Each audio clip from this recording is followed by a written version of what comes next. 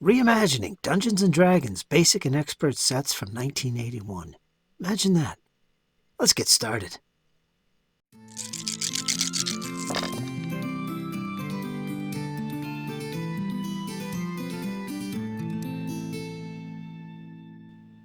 And folks, welcome back to the GM's Alcove. Got another flip through for you today. 2 of them, in fact. We're going to look at Old School Essentials, Classic Fantasy, the Rules Tome, as well as the referee's screen that comes along with it. We'll save that for the end of the video. I should note this is the second printing of Old School Essentials, the Rules Tome. Last year this was released. It's 295 plus pages of goodness, includes black and white illustrations, as well as quite a few full-color spreads, and we're going to see some of those in the flip-through. Now, the book itself came out last year. It's authored by Gavin Norman, and it's based on the 1981 edition of Dungeons & Dragons, the Basic and Expert sets, to be precise. So if you remember those old D&D rules from back in the day, you might want to take a look at this, Old School Essentials. So let's crack this book open and let's get started. All right, so here we go. This is the screen, of course. We're going to look at this at the end of the video. But first up is Old School Essentials, the book itself.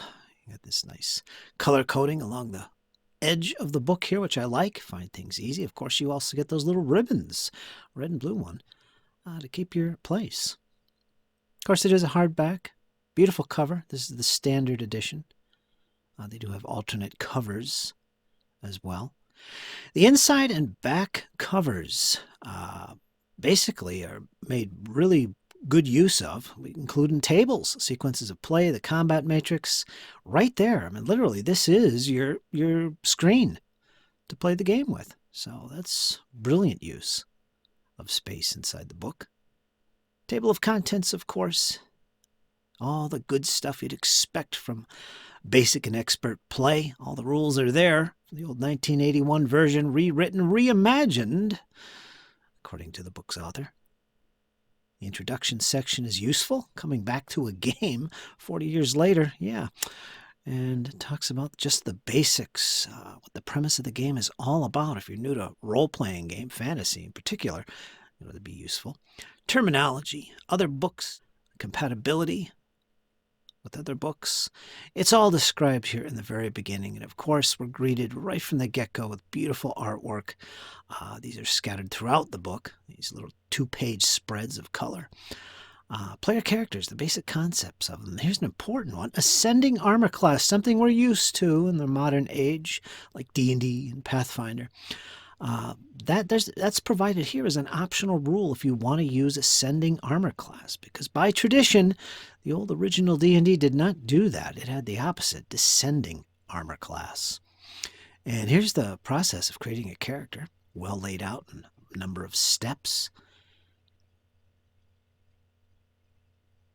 Ability scores, defines them, talks about them, and their effects mechanic-wise on various functions in the game.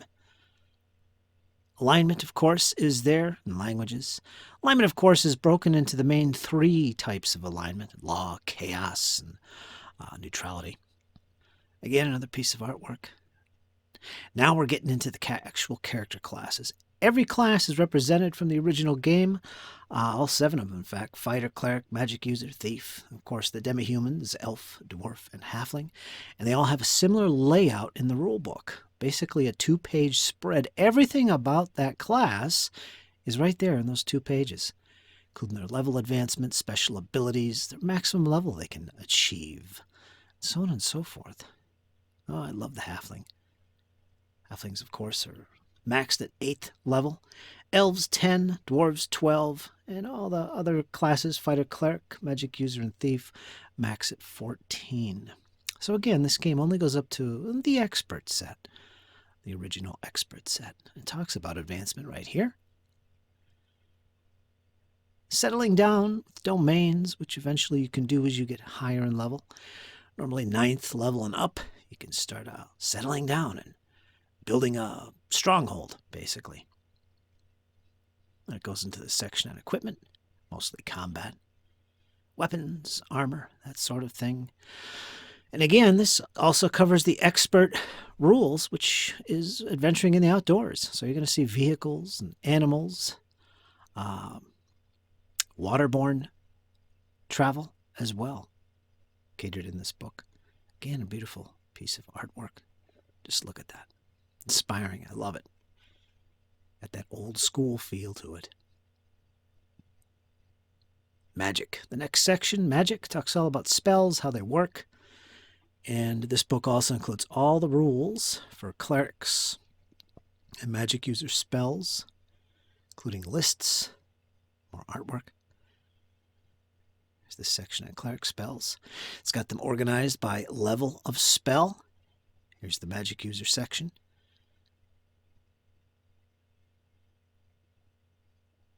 Well laid out. Short descriptions, just enough. Beautiful art. I love this piece. And it goes into adventuring, all the rules regarding adventuring. It mentions the collar and the mapper, something from the old days, and how you can use them. Time, weight, and movement, the encumbrance rules are here, 2 different varieties, detailed and basic. Talks about damage, saving throws, how that works. If you're familiar with the old 1981 Dungeons & Dragons, it's pretty much the same game. It is basically just rewriting of the rules, but rewritten in a way that's so easy to learn. This game, so well organized. Kudos to the author for the effort he put into this. It's actually amazing, and a lot of modern authors could learn a thing or two by going through this book. Evasion and pursuit. Combat, and there's the little sequence on the left. Again, a little description about ascending armor class, if you want to use that option. I actually prefer to use the original descending armor class with the matrix and all. Also talks about using THAC0, which is 2-hit armor class 0, another method for calculating whether you hit in combat. Of course, here's the matrix itself. Hired help. That's also a big deal with D&D back in the day. You can hire mercenaries to guard your strongholds, or retainers and hirelings to help you on adventures, perhaps guarding your camp, or perhaps coming into the dungeon with you, carrying torches and treasure, or battling beasties. Specialists, of course, were introduced in the expert set. They're also included in another piece of beautiful artwork. And here we got a section on strongholds themselves. Again, once you reach a certain level and wealth, you can go on to actually build strongholds or wizards' towers or shires in the case of halflings. In the monster section, this is fun. You get a ton of monsters from the original BX series, all in this one book. All the monsters you'll need. Again, beautiful artwork. And the layout for monsters is very similar to spells. It's just a few sentences or a paragraph of information plus a stat block. And here's your encounter tables. If you want to randomly generate room contents or wandering monsters, that's what these tables are all about. Cover dungeons of various levels as well as wilderness encounters. And again, another great piece of artwork. NPC encounters are like fellow adventurers you might meet as you go on your adventures. It talks about running adventures themselves. Again, this is drawn from the original books in 1981. Very useful stuff. There's also a section on generating your dungeons and building wilderness settings, which is very useful. And again, the book is really well laid out when it describes these things. They're not complex topics at all, at least when you look through this book. Here's designing a dungeon, lots of wandering monsters and random encounter charts to utilize, which I love about old school gaming.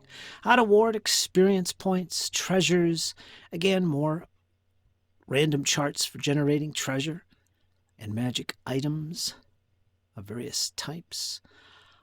Covers all of them, pretty much potions, scrolls, miscellaneous items. They're all here.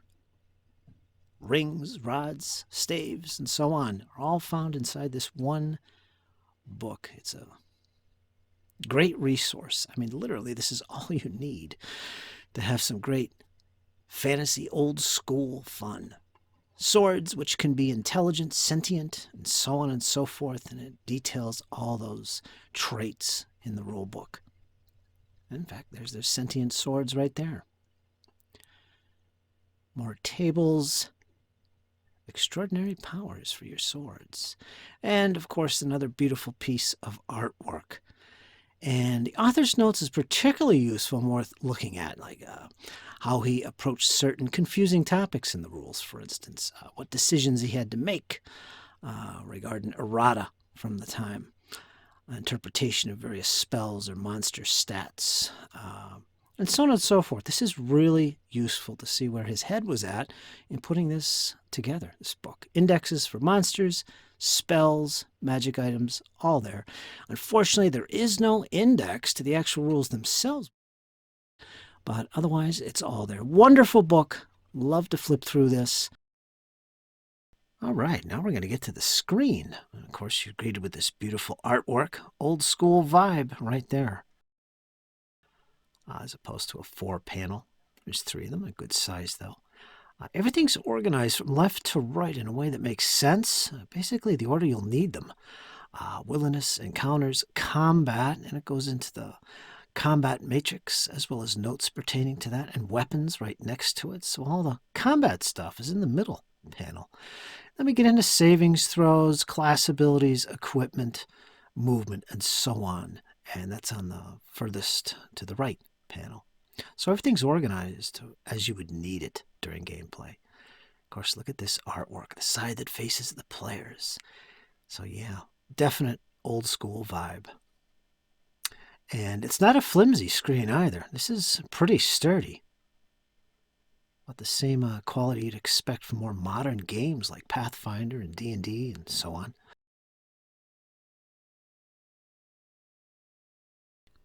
So there you go, folks. That's Old School Essentials Classic Fantasy Rules Tome by Gavin Norman, published by Necrotic Gnome Games. Fantastic product. I am absolutely blown away at how well the production value of this book is. It's so easy to read, so well organized, and it's basically the D&D BX rules from 1981, only, to quote the author, reimagined. And that is exactly what it is. If you've never played D&D back in the 80s and 90s, right here, this is 100% compatible with the BX rules. They're not just based on them. These are the actual Dungeons & Dragons BX rules from 1981, only reworded and organized and so on for a modern reader, a modern gamer. And they work really well. You're going to be playing this game in no time. I mentioned the screen. It's totally optional to have a screen because the book itself can function not only as a rule book, but also as a screen because of its use of the front and back covers to have all those tables, which is genius. No wasted space in this book. Again, the layout is fantastic. You got 2-page spreads for each character class, which is excellent. You're not overwhelmed with text walls, for instance. Everything makes sense. It's well put together and flows from one topic to the next with ease. Fantastic product. I highly recommend it if you've never played D&D and are curious about it, or you're into old school style games, OSR games. You should definitely have this on your bookshelf and definitely pull it down and give it a shot.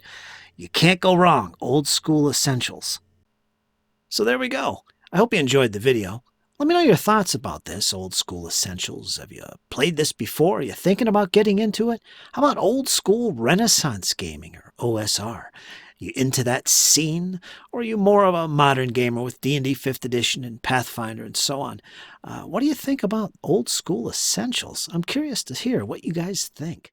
I've got more videos coming up on Old School Essentials, including the advanced rules books, which are coming out soon, as well as gameplay. Stay tuned for those. Like, share, subscribe, and of course, hit that notification bell. Consider supporting the channel on PayPal and Patreon. It does keep good videos coming out, and as always, I highly appreciate it. Folks, you guys hang in there. It's only going to get better. You take care.